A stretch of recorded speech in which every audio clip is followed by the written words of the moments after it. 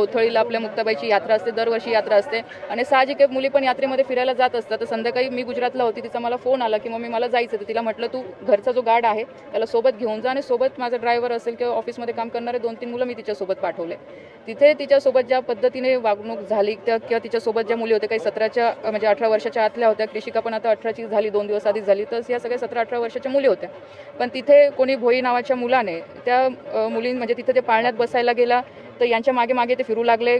आमच्या गार्डनी त्याला म्हणजे त्याचा मोबाईल घेतला, त्यांनी सगळं शूट केलं. जेव्हा पाळण्यात बसल्यानंतर जबरदस्तीमध्ये पाळण्यामध्ये साईडच्या पाळण्यामध्ये जाऊन बसले, आमच्या लोकांना उतरून जाऊन बसले. ते परत आमच्या लोकांनी त्यांना उतरवलं, दुसऱ्या पाळण्यामध्ये पण त्यांनी तसंच केलं. ठीक आहे, मग आता बसल्यानंतर व्हिडिओ त्यांनी सगळ्यांशी म्हणजे व्हिडिओ वगैरे काढले.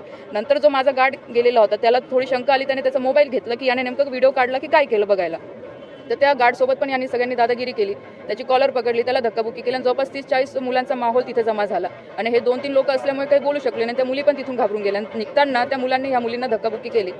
काल मी म्हणजे आज सकाळी मी आली, काल कृषिकाशी मी रात्री व्यवस्थित बोलली, कारण ती घाबरलेली, तर मी इथे नसल्यामुळे ती मला व्यवस्थित काही सांगू शकली नाही. आज सकाळी मी तिच्याशी बोलली तर तिने मला असं सांगितलं की 24ला जे म्हणजे हे आमचं घराचं आधीपासून आहे की आम्ही एकादशीच्या दिवशी फराळ वाटप करत असतो.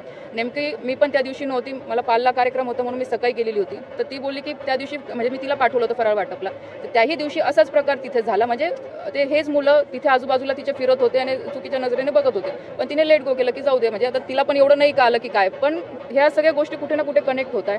जर ह्या मुक्ताईनगरमध्ये अशा प्रकारच्या घटना घडत असतील तर हे किती दुर्दैव म्हणावं की आज ह्या लोकांना माहीत होतं की ती माझी मुलगी आहे. तर आज एक म्हणजे मंत्री म्हणून किंवा खासदाराच्या मुलीसोबत जर असं होऊ शकतं तर बाकीच्या मुलींचं तर आपण विचारच करू शकत नाही. ही घटना माहीत पडल्याबरोबर गावातल्या बऱ्याचशा मुली माझ्याकडे आल्या. म्हणजे मला पण थोडं म्हणजे हे वाटलं चुकीचं की आमचंही कुठे ना कुठे चुकतं की आम्ही ह्या सगळ्या गोष्टींकडे लक्ष देत नाही. त्या मुलींनी पण मला ते म्हणजे सांगितलं की आम्ही शाळेत जातो तेव्हा पण हे असेच प्रकार नेहमी त्यांच्यासोबत घडतात. तर ही एक काही मुलांची 5-6 मुलांची टोळी आहे. तर ह्या टोळीला काही ना काही आळा घालणं एक कठीण शिक्षा यांना झालीच पाहिजे. आज पोलीस स्टेशनला मी माझं पत्रसुद्धा दिलेलं आहे आणि आजच्याच या लोकांना सगळ्यांना मी अरेस्ट करायला लावलेलं आहे. CM साहेबांशी पण मी ह्या संदर्भात बोललेली आहे. आज फक्त रक्षा खडसेच्या मुलीचा विषय नाही, आज सगळ्या मुक्ताईनगर तालुक्यामध्ये राहणाऱ्या सगळ्या महिला असतील, मुलींचा प्रश्न